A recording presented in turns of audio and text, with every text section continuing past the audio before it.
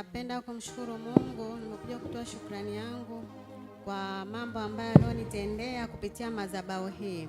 Kupitia madhabahu hii kwa kweli nimeona mkono wa Mungu na namshukuru Mungu, nimeona matokeo makubwa katika maisha yangu.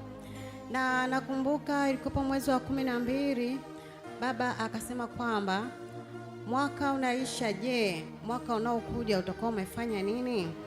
Ninamshukuru Mungu, pia amenipa maendeleo katika maisha yangu na pia nazidi pia kuendelea na maendeleo, na pia katika familia yangu tumekombolewa. Namshukuru Mungu, nimekuja kutoa shukrani yangu.